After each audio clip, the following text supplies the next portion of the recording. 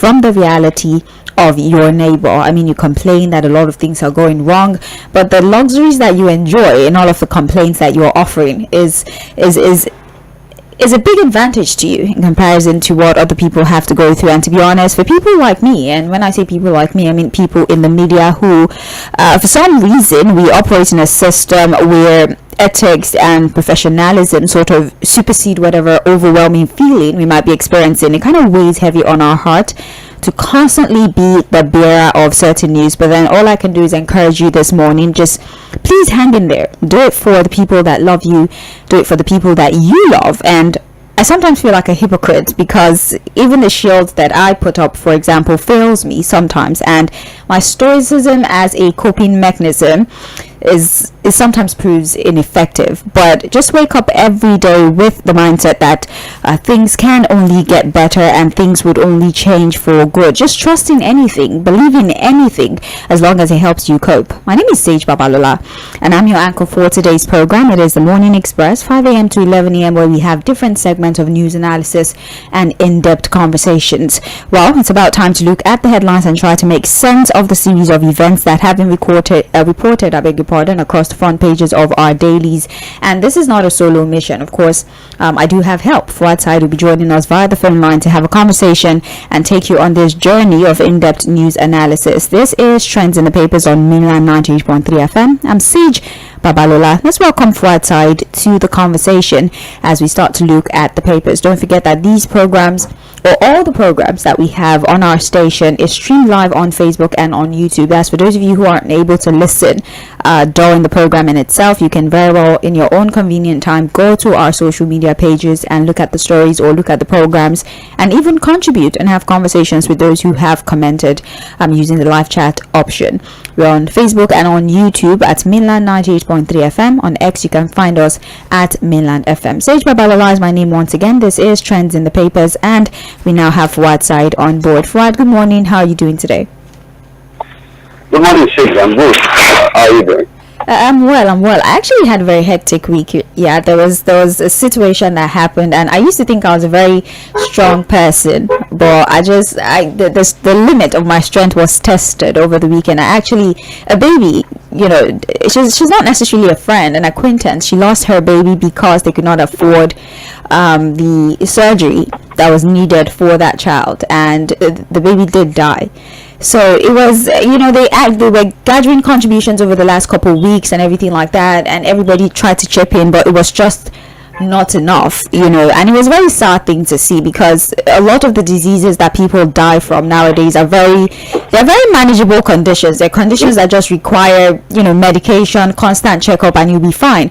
But then the inability to afford these simple treatments unfortunately led to the death of a child, and it also broke my heart. And like I said in my intro, I used to think I was very strong, and my stoicism and the fact that I like to apply logic to every single thing, I lost every ounce of strength that I had in that moment. And it's so sad that this is probably the reality of many other people that even I do not know. So yeah, I did have a hectic weekend. How was your weekend? A normal weekend, nothing too different from my normal regular routine.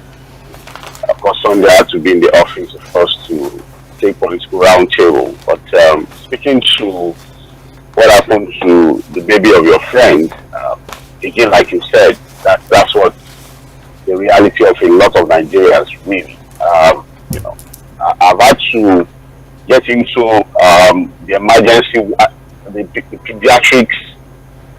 pediatric ward of LASUT. That's the ward for children who are on admission for serious ailments, different issues. I think the one that broke my heart was the situation of a child who had brain tumor and needed millions of naira to be flown to, I think, India for the surgery.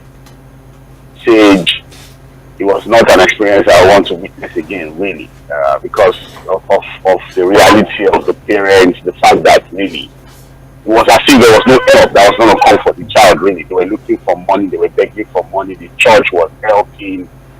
The mother was just distraught completely. The father could not help. Again, we're talking about the lowest of the lowest in the society who had to go through that. And the news we got eventually was that the child died because, again, they were not able to put the money together. See, when we talk about good governance, nation building, the need for us to pay attention to these things, we know exactly what we're saying. And so far that we continue to tolerate this level of corruption, misgovernance, these are things that will continue to happen to people, unfortunately, because at the end of the day, it's not as if the care is not even available here. Imagine a Nigerian losing a child because they could not put money together, to pay for the surgery. It's unfortunate, really. It's very, very unfortunate. And it is just what it is. Unfortunate. It's sad that this is a lot of Nigerians. Look, it's because you are close to this person. This happens to a lot of Nigerians, and nobody talks about it. They don't even, some of them even present their child in the hospital to start with, right? Because they know they don't have the money. But they don't even bother to present the child for diagnosis in the hospital process of treatment. So again, we'll continue to talk about these things. We hope that leaders will pay attention to these things, do the needful, and then ensure that Nigerians at least get the benefit of all the God-given resources that we've been blessed with. Right. Well, Fouad, speaking of enjoying the God-given resources that we have been blessed with, the national grid is down again. I think it's been restored. It's been restored.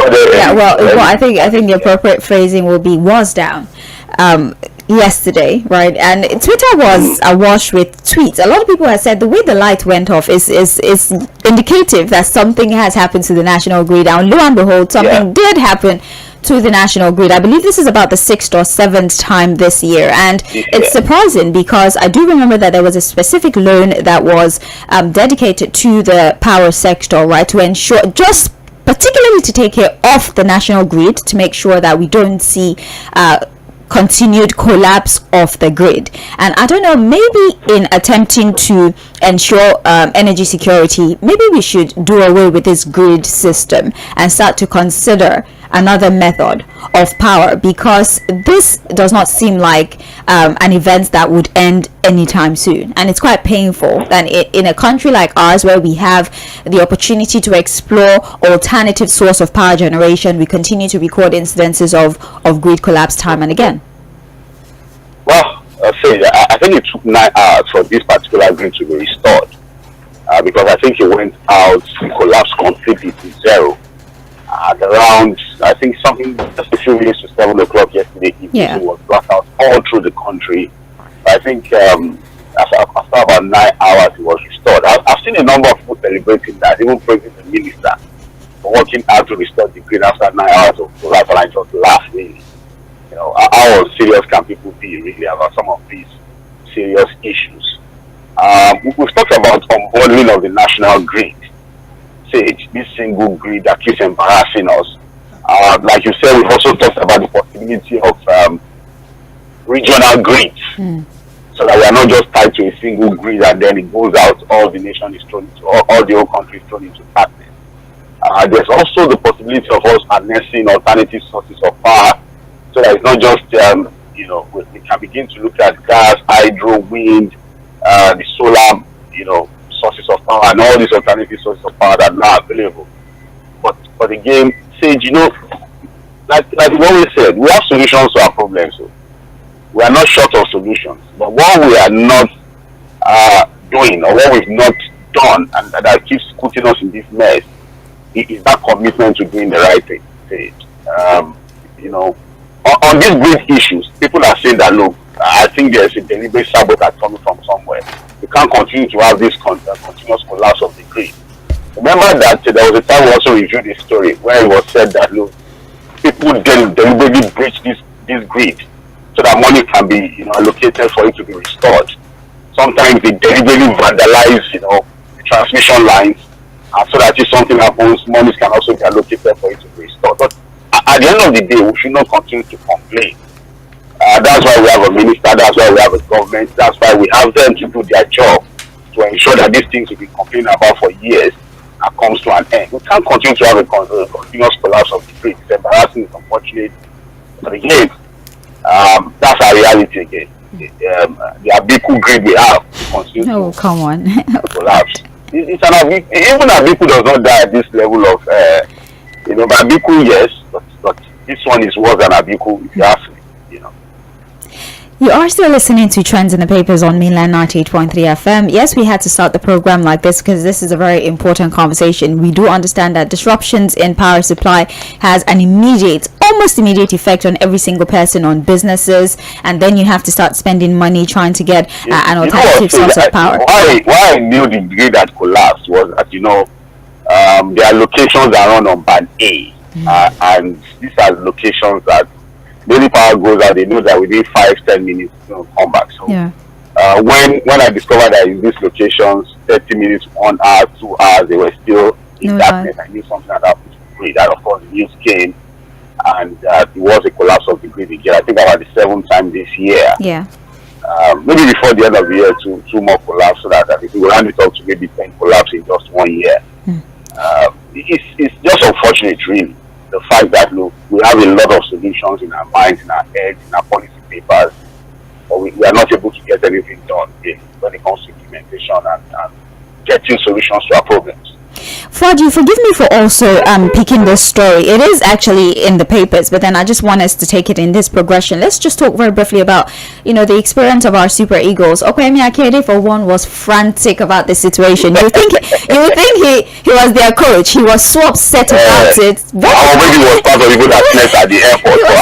But then you would understand why he's that mad. He's a sport analyst, so there's an emotional attachment to the game in itself, and also the treatment that was meted out on our Super Eagles. And it's actually quite ridiculous because now there have been speculations that maybe the Libyan authorities did this in retaliation for what they experienced when they came to Nigeria for the first leg, where they deviated from the original itinerary.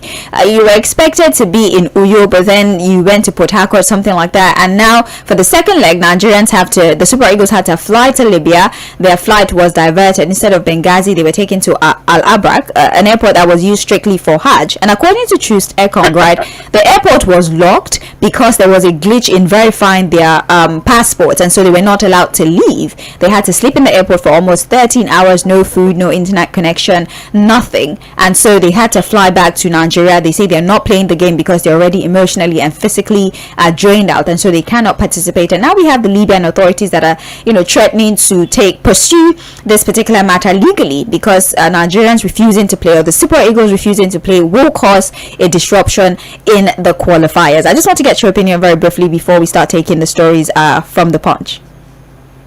Well, I think CAF would have to investigate this. I think they've started an investigation into what really happened. Because when it comes to football, we've seen different antics in the past, from football federations, football clubs, to try to destabilize their opponents when they come into their country for a football match. But this was extreme, really. This came too extreme. It was too dirty and petty, really, and even dangerous. Considering the fact that Libya is a nation now that is without what you can call a central government. It's almost like a pariah state. If you understand what I'm saying. Since the death of Gaddafi, there's really no central figure as a leader for Libya. So you have gangs, you have military groups holding different parts of the country. Although there's a recognized central government, but it's not as if all parts of the country is coordinated and organized and controlled by this same government. So you go into Libya, you understand that you have to be a bit careful. So it was getting scary at some point, really, when all of this was happening, because again, you don't know when things can go out of hand. But for them to have kept our guys at the airport sleeping on, some of them on bare floor, some of them on the seats at the airport, an airport that is hardly used actually. It's not like one of those airports they use with proper facility, safety and security. So it got disturbing for some of us, everybody was talking about it. The entire football community had to also focus on what was happening to the Super Eagles. Of course, the most decorated, if you ask me, football team in Africa. So it was just important for people to start talking about it. Of course, some of our footballers were also tweeting, and doing a lot of posts on social media about their pride. But there's been a lot of back and forth because the Libyan authorities were saying, oh, this was just a glitch, it was a logistic issue, and also complained about the treatment they got when they came to Nigeria. So the question is, was this a retaliation? What happened in Nigeria? I think our own federation also has to investigate what happened, because I think it's just needless, really, to want to play Libya and then start to drain them psychologically if that was the plan. But at the end of the day, our team have said they are not going to play the match. They rather forgo the 3 points to Libya and risk their lives trying to play the match. If they could, if they were treated that way when they came into the country. So what would have happened if they decided to step on the pitch and then they defeat Libya? So God knows what would have happened to them. So, but it's just important that the football authorities, actually CAF, investigate this particular situation so that we don't have a repeat of this very, very dirty, unfortunate situation. Football is supposed to be a thing of joy. The sportsmanship that's supposed to come with it, and the respect that both teams are supposed to have for themselves within it in this situation. Very unfortunate. Very unfortunate indeed. Once again, this is Trends in the Papers on Mainland 98.3 FM, the sound of Lagos. My name is Sage Babalola. Fouad and I just had conversations about issues that have been developing over the week. Even on Monday, there are still developing stories about this, and we wanted to keep you abreast of the latest development regarding these issues. We're live on Facebook and on YouTube at Mainland 98.3 FM is how you find us. If you're unable to access your terrestrial radio, you can listen to us online as well, either via the website or the app Radio Garden. Just search Mainland 98.3 FM and you're immediately connected to the program. And if you would like to comment, you can just go to Facebook or YouTube, our streaming platform, and just drop your submission in real time. We're now starting with the Punch newspaper for news analysis this morning. The Punch newspaper is reporting their top story as PDP factional chairmen clash as governors fail to resolve a crisis. And the story tells us that as the crisis within the People's Democratic Party persists, new factional acting national chairman Yayari Mohammed has challenged the rival National Working Committee led by Umar Damagum to act on their security threats. The acting National Publicity Secretary Ibrahim Abdullahi of the Damagum-led National Working Committee faction at a press conference in Abuja on Monday warned of potential security measures against Mohammed's faction in order to uphold the rule of law during the ongoing internal dispute.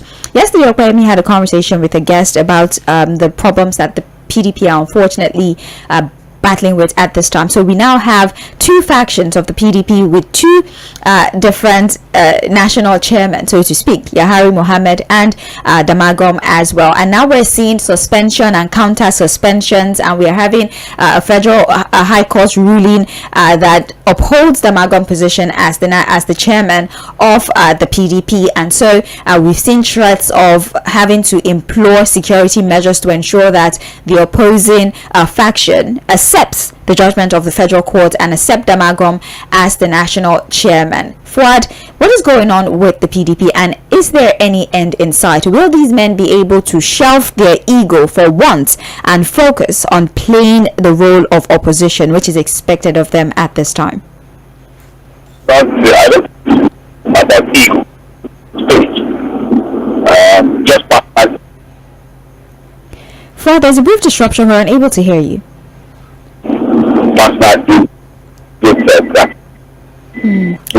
Fouad, I think we might have to call you back. There's this disruption in the conversation. We apologize for that. It's just sometimes technology can just do you wrong. All right, I will still connect with Fouad. We're having a conversation about the PDP and the crisis rocking the party at this time. Factions within the party with different leaders, and now they're invoking the rule of law, and now we're having conversations around having to resort to certain security measures to ensure that the other faction obeys the court's decision to uphold Damagum as the national chairman of the party. And I'm asking Fouad the question, will these men be able to put aside their personal interests and focus on the responsibility that has been placed on their shoulder as the biggest opposition party in the country? Fouad?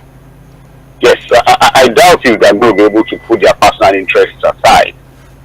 And if you understand the way we play our politics in Nigeria, and the mindset, the political strategy of the ruling party and their leaders, the way they play their own politics, you understand why I have my doubts that the PDP will be able to resolve its issues even before 2027. Over the weekend, I was asking by Mr. Curtis, I listened to Fᴜဃᴜᴜ yesterday, of course, the chairmanship aspirant of the party, national chairmanship aspirant of the party in the PDP yesterday of me. And I'm just shaking my head because every time you think the PDP was getting close to resolving its issues, the thing gets more, it gets bigger, the crisis gets bigger, it gets messier, and you understand that, look, these guys are not really ready to resolve their issues. Unfortunately, the leaders of the party at this time are supposed to be the governors. Because whether you like it or not, the 13 governors, if they can speak in unison, will be able to save that party. But unfortunately, as we speak, the party, the governors, the 13 of them are divided into 3 levels. You have about 7 who want Umar Damagum, the acting chairman, to leave. You have, I think, about another 4 or 5 who want Damagum to remain. Those ones are silently loyal to Yᴏᴜᴛᴜᴇ, the minister of the FCT. While the other 7, led by Lai Mohammed, who is the chairman of the governance forum of the PDP, anti-Wike somehow, and want acting Damagum to leave. And then I think you have about 2 who are neutral, they claim neutrality. So the fact that all the governors who are supposed to be the leaders of the party are not able to speak in one voice and have a consensus view on the future of the party just tells me that, look, this is not a party that is interested in resolving its issues. One of the first things the party needs to do to really show that they are ready to come together, work together, and have a decent show in 2027 against the APC is to start with some Wike. So long the party is not able to take that bold decision, I'm telling you they are just wasting time. Until that party is able to do what it needs to do to expel Wike from that party, it's a party that is just wasting time, because the Wike is clear, the agenda for Wike is clear, the political survival of Wike is hinged on how he is able to continue to destabilize the PDP. Look, forget the FCT job, the APC will continue to tolerate the political shenanigans of Wike so long as it's able to continue to destabilize the PDP. The way it's doing a brilliant job. Say, give it to Wike. As far as destabilization of the PDP is concerned, Wike is doing a fantastic job. And that job is to the benefit of who? It's to the benefit of the APC and the presidency. So if the PDP knows they have an enemy within, an enemy that is not even hiding his enmity for the party, and they are not able to deal decisively with that enemy they've been able to identify, who successfully worked against the presidential candidate of the party, and they are tolerating him, they are still sitting with him, they are still seeing him as the leader of the party. So what are we talking about, really? Say, so they can continue. Now they have 2 factions, 2 chairmen now, one suspending the other. You understand? Suspension and counter suspension. I think the acting chairman, again, in all of this conflict, we have rules that our courts are also playing. The Federal High Court, I think on Friday also ruled now that, look, the chairman that should recognize is the acting chairman, Umar Damagum. So our politicians also know how to use the courts now to play out their antics and games. The court are caught in the web of our political confusion as we speak. All manner of ex parte order, interim injunction, very funny court pronouncements.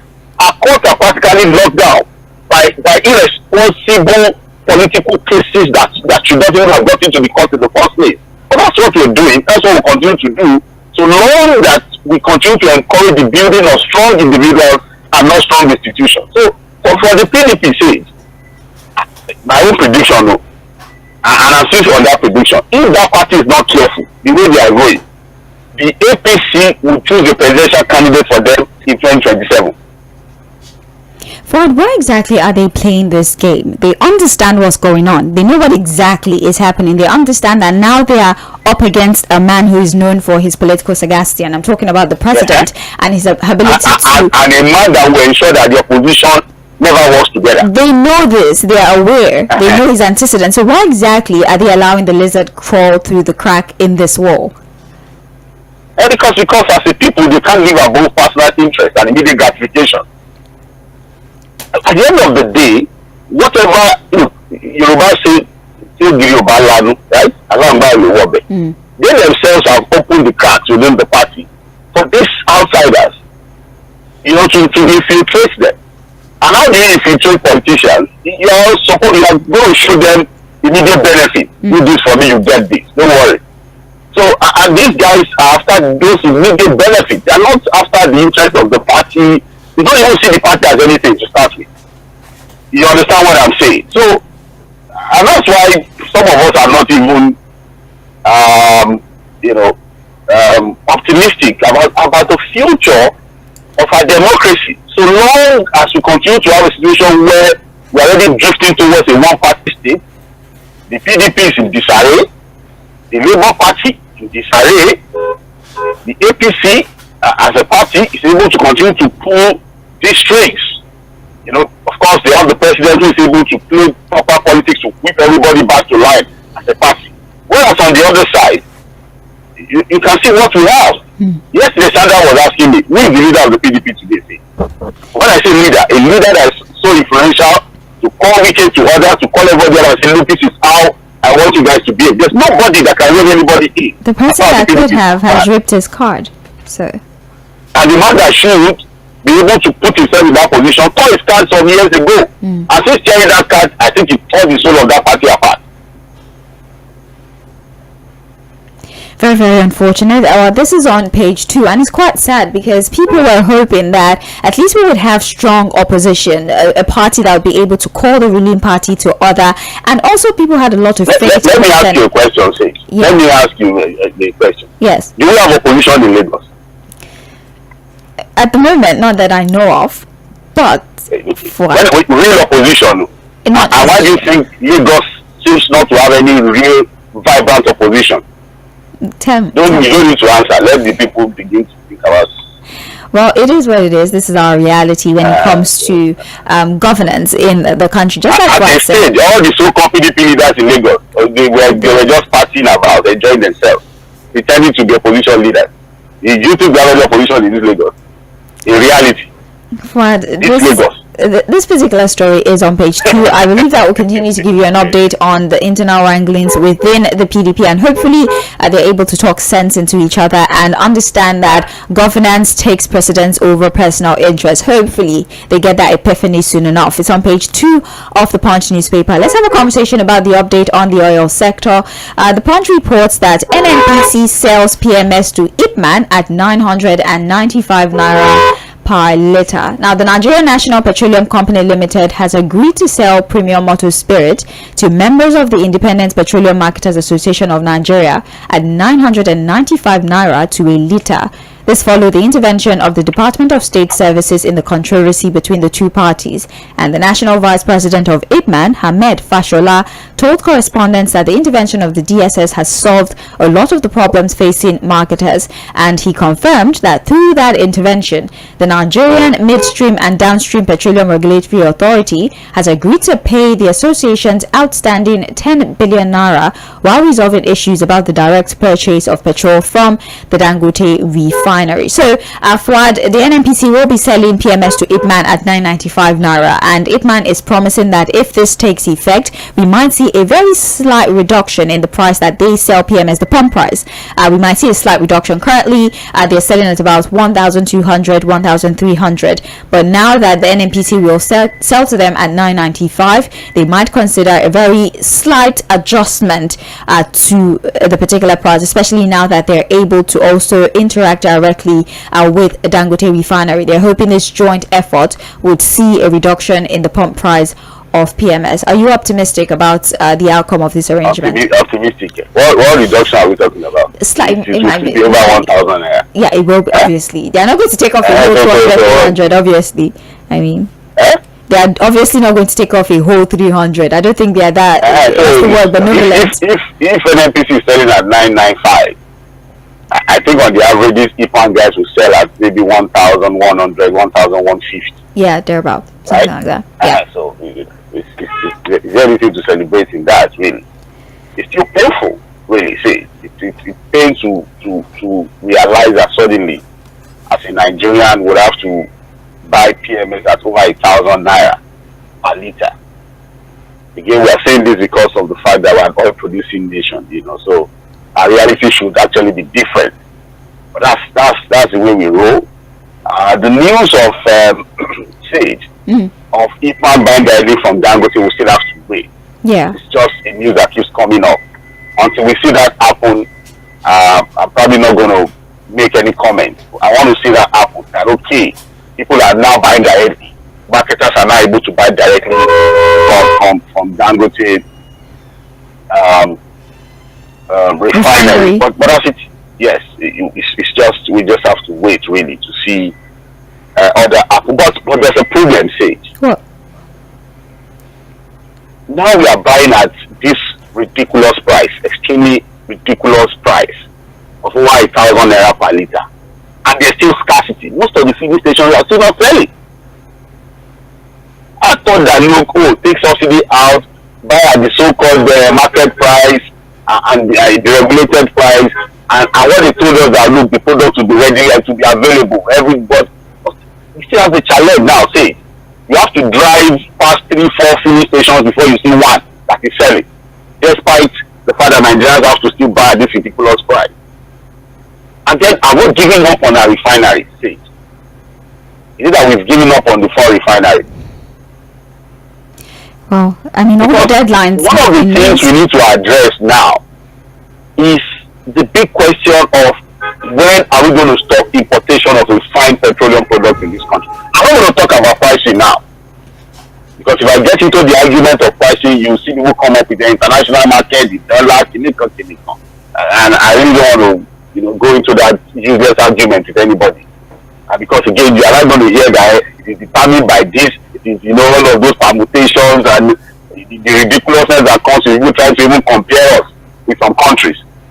The reality is that, look, let us even ask our own question now. When are we going to stop the importation of refined products? When will our other refineries work? Or are we giving up on them? Father, I'll just assume your question is rhetorical. Because of course, with the refinery supposed to work this year, we were also promised that by the end of the year we would be the net exporter of petroleum products. By the end of 2024, Nigeria will be a net exporter of refined petroleum products. Yeah, so that's what they told us. So I don't know what answer you want me to provide. I just assume you don't expect one. And then the call for Naira to Dangote as it started. Where are we on that? It's in the works. What is in the works when it's supposed to have started by the 1st of October? It's going to be for just 6 months. You know that, right? It's not a permanent. And then one month is almost out of it. Okay. All right. So it's okay.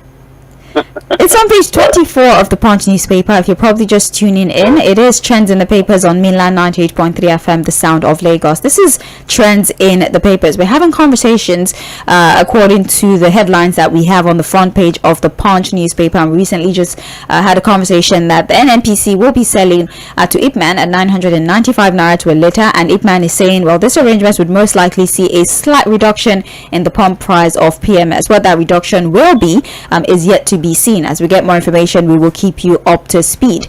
The Punch is also reporting this morning that federal government eyes 25% tax revenue from Nigerians earning above 100 million naira. Now, the story: wealthy Nigerians earning 100 million naira and above monthly will face a 25% personal income tax rate if a new tax bill is passed by the National Assembly. This was according to the chairman of the Presidential Fiscal Policy and Tax Reforms Committee, Taiwo Oyedele, during a breakout session at the ongoing 30th Nigeria Economic Summit, as organized by the Nigerian Economic Summit Group and the Ministry of Budget and National Planning on Monday in Abuja. Now, according to him, 90% of the current taxpayers are people who should not be taxed. He advocated for a more streamlined and equitable tax system in the country, and he emphasized the need to strike a balance between easing the tax burden for lower income earners and ensuring that the wealthy contribute more to government revenue. Right, we've always spoken about this irony, right? We have wealthy individuals granted tax holidays to encourage them to invest more, and then we have those in the low income strata of our economy paying more. And even it is sadder because the informal sector unfortunately pays more taxes. So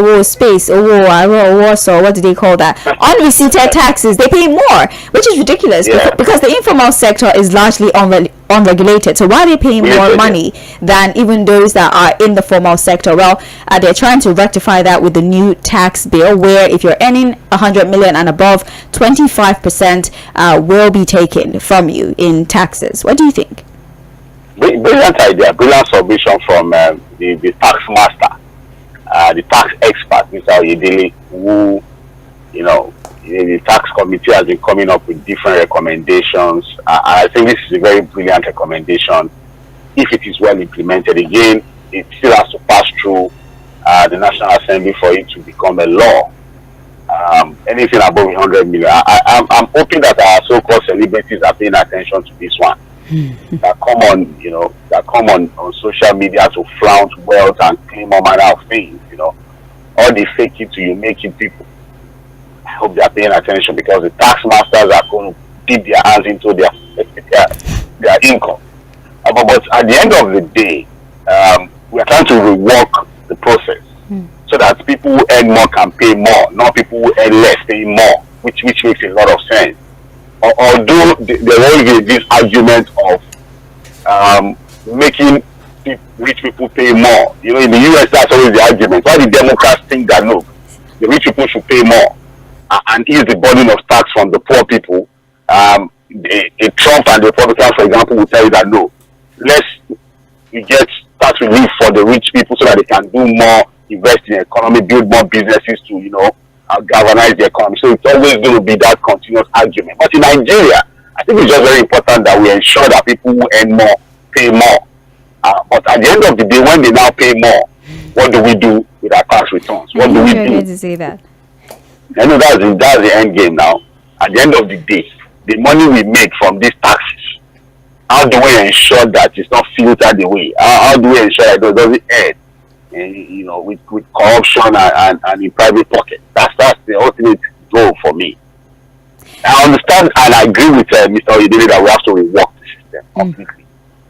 But at the end of the day, reworking the system is not as important as also ensuring that there's a judicious use of whatever revenue we're able to get from that process. All right, then that's on page 24 of the Punch newspaper. Just very briefly, import duty. The federal government is granting private jet owners 30 days extension. If you remember last week, still speaking on taxation, import duties, what have you, that private jet owners were owing billions of naira in import duties they were not paying. And so the federal government had threatened to ground their jets. But as it stands, they've been granted an extra 30-day extension to go on ahead to pay their outstanding and make sure that they continue to pay their import duties and what have you. So 30 days have been granted to them to pay all their outstanding bills. And just like Fᴜʟᴜ said, hopefully as we're collecting all of these monies, we channel them to the appropriate quarters. Do you want to comment on that briefly, or we should just move on? Let's see. I'm sure there was a lot of pressure for that extension to have been granted. Because as of yesterday, I think it was a paper that was supposed to be an immediate seizure of this jet and what have you. But 30 days, let's see. I just hope it's going to be extended for another 1 year. These are big people. These are influential people. These are connected people.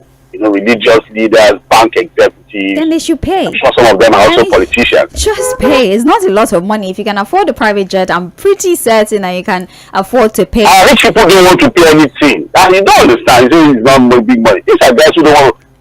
Let me ask you a question. The House of Reps, I think sometime in July, promised to not collect their salary for 6 months as a way of showing that they are also ready to sacrifice, and then, of course, think of ways of helping the poor. Have they done that? They did explain. They said there was a lot of booking that needed to be done, lots of arrangements. That's a word I'm looking for. It failed in July, it failed in August, September. They're not talking about it anymore right now, but they explained to us that they're not ready to forgo their salary again. Not 67,000 salary out of the big jumbo pay they have cumulatively. Well, these people don't care about their salaries. Do you think they care? It's the allowances that's they don't care. They should leave it now. They should not collect it now. They don't really care about the salaries, and they promised, but they said there were lots of processes that they needed to go through, and it hadn't happened. That's why they were unable to pay it. But moving forward, they so will. The process is still not making it happen, right? It's still a process issue. Fuad, we're going to move to another story now. It pains me that I actually missed the story earlier when we were talking about things that happened over the weekend. The story building that collapsed on Monday at Orile-Igbomo. Yeah, I saw that video. I cannot believe I forgot that because I still read about it this morning. Yeah, so what the Lagos State government is doing now is that they are sealing buildings for stress test, for integrity test. So if there's any sign that your building is compromised, they will seal it, test to see if it's something that can be rectified. If not, well, of course they would have to cordon it off completely. But then it still speaks to the fact that how are these buildings even erected to this particular point? Because I believe that there's a protocol, especially if you're building story buildings, right? For every story, a stress test is conducted, and if you lay the foundation for a 2-story building, for example, if you exceed that, you will be punished, and that building might be seized from you. The punishment depends on how grave your offense is. So it still pains me that at this time in our national life, we're still seeing individuals who are able to circumvent the law and just build this huge structures that at the end of the day collapse. But thankfully no casualties were recorded in this particular event, thankfully. Well, it's just for the regulatory authorities to do their job, really say it. Because again, you have again, because of the nature of Lagos particularly. Now, I think building collapse does not happen in other states or other places, because of course Lagos has become one too many. Because again, we have this population. The population density is high. People are desperate to remain in central Lagos, and so you have developers who are just erecting all manner of buildings, terrible buildings, especially in low-income, densely populated areas. Of course, the major areas where you have these issues, of course, my Lagos Island #1 on the list. There's been a lot really from LAFSCA, the physical planning authorities to check the integrity of most of those buildings. Look, say I am from Lagos Island, and some of the buildings, even just observing it, I cannot even step my leg into those buildings. The way they are clustered together, the way they are built, I don't know, how safe most of those buildings are actually. But people live in them. They want to remain in Lagos and in central Lagos. And then, of course, you have ᴜģᴜ, Yaba, Orile, these areas. Just looking at those videos, you know that, look, there's trouble. But there are also buildings that are dropping now, I think, because of their age, and the fact that, look, those buildings are not really maintained as they ought to be maintained. Because the older a building gets, actually, there are some level of maintenance that we are expected to do. The columns, when the cracks are showing up, you quickly have to attend to them. And then sometimes you also have people who change the use of their building. A building that's supposed to be residential suddenly becomes commercial, right. And then they begin to knock down walls and do all manner of adjustment, what you call increase in density. Sometimes they even remove the roof and then place another one on it and all those kinds of things. So it's just very important that we have a situation where our regulatory authorities do their job, ensure that people don't cut corners to now endanger the lives of people. Right. Well, that's on page 4 and 5 of the Punch newspaper. It pains me that I don't have the physical copy of the Punch, and I was trying to check this on their website, but it's not been uploaded yet. But there's a headline here that Nigeria lost $15 billion to fuel subsidy forex round tripping. This is according to the World Bank. And like I said, I'm not able to access that particular story. Hopefully, I'll make it a subject matter maybe on the situation. Yeah, I've been trying to get the report. It's not on the website, and we don't have the physical copy this morning, unfortunately, to check the story. But the headline in itself is Nigeria lost $15 billion to fuel subsidy forex round tripping, according to the World Bank. Well, that's everything we have on the front page of the Punch newspaper. Let's just read the Guardian newspaper, because luckily we've been able to address the primary stories that are also reported on the front page of the Guardian. The headlines here read: Nigeria, CAF go head to head over Super Eagles ordeal in Libya. Is on page 6. We also have here PDP files petition against result,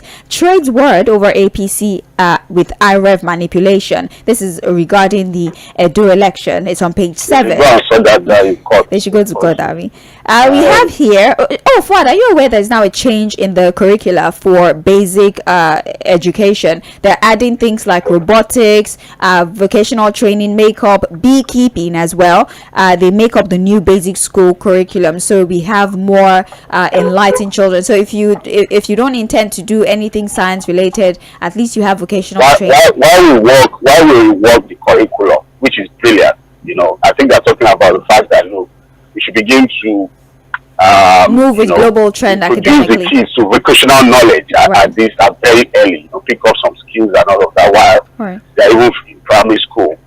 But we need to also improve on infrastructure. These skills are not going to just happen. These policies are not going to happen just like that. Yes, you reward the curriculum. Can we also invest in infrastructure for the schools and also remuneration for the teachers, training and motivation for the teachers too? Right.